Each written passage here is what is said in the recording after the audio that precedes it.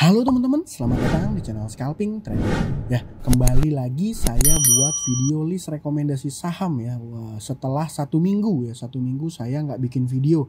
Karena seperti di video terakhir yang saya post di tanggal 1 Desember itu saya nggak bikin video karena saya punya ini ya, bisnis trip ya. Ada pekerjaan yang mengharuskan saya punya agenda kegiatan di India, dan saya seminggu itu jadwalnya cukup lumayan padat, jadi nggak bisa ya bikin video. Tapi setiap hari saya pastikan screening dan saya share ke teman-teman yang sudah join di YouTube membership. Saya absen nggak share itu cuma di hari Jumat karena Kamisnya itu ada flightnya mulainya malam ya, jadi saya benar-benar nggak sempet. Gitu aja sih sekedar kenapa saya nggak bikin video ya, buat teman-teman yang mungkin bertanya-tanya. Nah, sebelum masuk ke list saham yang saya rekomendasikan untuk trading di tanggal 9 Desember, kembali saya mau disclaimer bahwa saya tidak mengajak teman-teman untuk beli dan jual. Jadi saya menganalisa saham, dan saham yang menurut saya menarik dan cocok dengan style trading saya, itu yang saya informasikan gitu ya. Dan teman-teman harus melakukan analisa ulang. Kenapa? Karena buy and sell-nya ada di tangan teman-teman masing-masing. Jadi tanggung jawabnya bukan di saya tapi di tangan teman-teman masing-masing.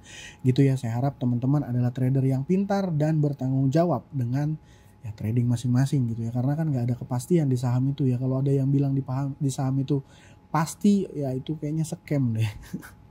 Gitu.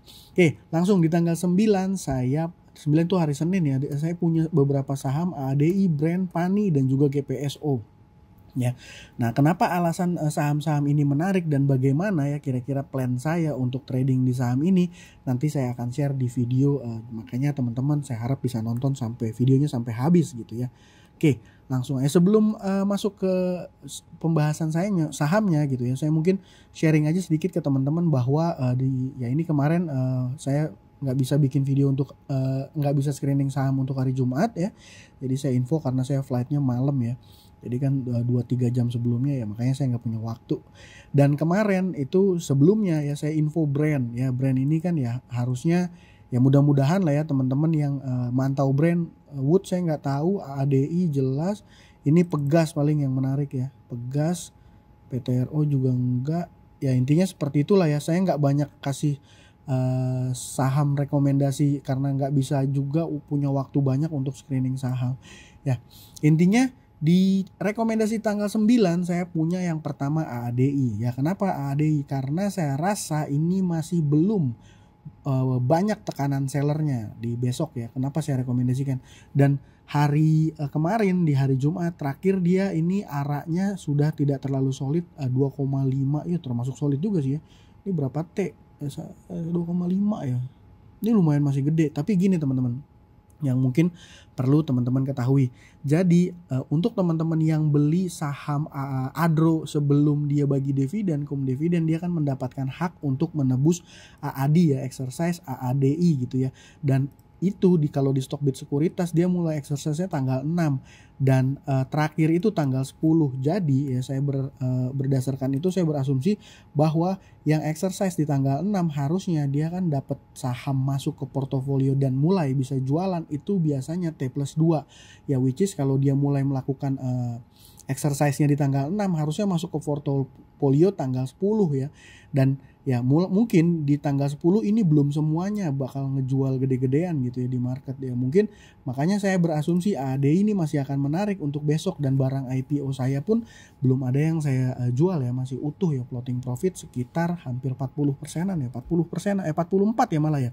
Saya lupa deh hari ini ya saya beli di CP dan dia nggak bisa dibuka ya karena lagi mock trading. Ya intinya ADI kalau seandainya Senin galok arah, saya pikir akan sangat menarik untuk di watchlist dan di tradingin jadi bahan watchlist gitu ya. Dan yang kedua itu saham brand. Nah, kenapa saham brand menarik? Kan ya ini dia memang udah come date dividennya akan come date-nya tanggal 11. Tapi saya rasa di saham brand ini kita nggak perlu berharap dari yield dari dividen ya, nggak perlu. Kenapa? Kecil banget teman-teman, cuma Rp3 ya, tapi dia punya capital gain-nya akan sangat luar biasa ya. Ini saya coba buka chartnya brand ya, memang dia sebenarnya tuh daerah supportnya seperti yang saya bilang sebelumnya, ini daerah sini nih. Nah tuh daerah 6 ribuan kalau sempat dapat. Dia nggak pernah ditembus di bawah 6 ribu. Kenapa? Karena mungkin average pembeliannya Pak PP yang biasanya muncul di keterbukaan itu dia di area 6 ribu berapa gitu ya. Jadi saya rasa dia nggak akan membiarkan harga sahamnya turun di bawah itu gitu ya. Rugi bandar, terlalu gede ininya ya, jualannya ya, dan targetnya mungkin ini kan seperti kita ketahui dia pengen jualannya ke indeks ya teman-teman di saham brand ini. Dan kemarin saya rekomendasi tanggal 5. Di tanggal 5 dia geraknya nggak terlalu banyak, tapi di tanggal 6 dia ngegasnya kenceng banget dan ini breakout ya. Tanggal 5 kan nih saya pikir akan breakout ya, karena dia deket-deket area resist terakhirnya di area 7.600-an lah gitu ya. Dan terbukti di tanggal 8 dia breakout 8.000. Volumenya lumayan gede ya. Ini alasan saya menarik. Selain itu, kalau dilihat data transaksinya mostly ini ya mungkin saya berasumsi mostly ini di titik di jajaran seller ini adalah broker-broker retail yang jualan ya, take profit, sahamnya diangkat dia jualan gitu ya. Yang beli ini ya mungkin biasanya ya ZP, YU, LG, saya juga nggak bisa tebak bahwa itu broker Pak PP ya, karena saya juga belum cek keterbukaan, tapi asumsi saya ini bukan retail yang angkat. Biasanya kalau saham besar kayak saham brand gini yang angkat bukan retail ya biasanya naiknya lanjut. Apakah pasti naik? Ya belum tentu, makanya kita bergerak sesuai respon marketnya aja besok hari Senin gitu ya. Saya sih biasanya suka sama saham-saham yang kencang di menit-menit awal market open gitu ya. Kalau nggak kencang gimana ya udah kita skip aja. Nah selanjutnya yang menarik menurut saya PANI. Kenapa saham PANI menarik ya? Ini data transaksinya oke ya. Yang buy gede itu foreign AK ya. Domestiknya pun secara dilihat jualannya nggak terlalu gede-gede banget sih ya. Ini top seller 2-nya 13, itu 8 yang nangkis ya. Jadi sebenarnya saham ini sama sekali nggak ada distribusi. Jadi kalau dilihat secara chart dia sekarang posisinya hampir break ya. Kalau misalnya dia break kemana arahnya ya, mungkin paling deket ya pasti 20.000 kayaknya bisa sampai gitu ya. Kenapa ya? Karena kalau dilihat ini kan udah sebenarnya jelas ya. Volume yang terjadi di perdagangan tanggal 6 itu gede banget ya teman-teman dibanding volume-volume hari-hari sebelumnya. Dan biasanya sahamnya naik, volumenya gede, data transaksinya ada akumulasi gitu ya, atau enggak distribusi lah ya, itu biasanya suka lanjut naik gitu ya. Makanya menurut saya saham PANI ini menarik. Kalau trade plan-nya gimana? Teman-teman tinggal terserah nih teman-teman. Kalau saya mungkin akan buang dulu kalau seandainya dia ditembus di bawah 16 ribuan ya, 16 ribuan daerah sini ya. Ya tapi kita bisa beli di harga tinggi dan jual di harga lebih tinggi lagi. Tapi ya balik lagi teman-teman harus melakukan analisa pribadi untuk paham bener resikonya dari tangan teman-teman masing-masing.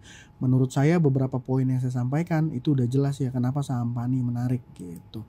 Dan yang keempat ini saham GPSO. Saham GPSO ini kayaknya saham ada agenda gitu ya.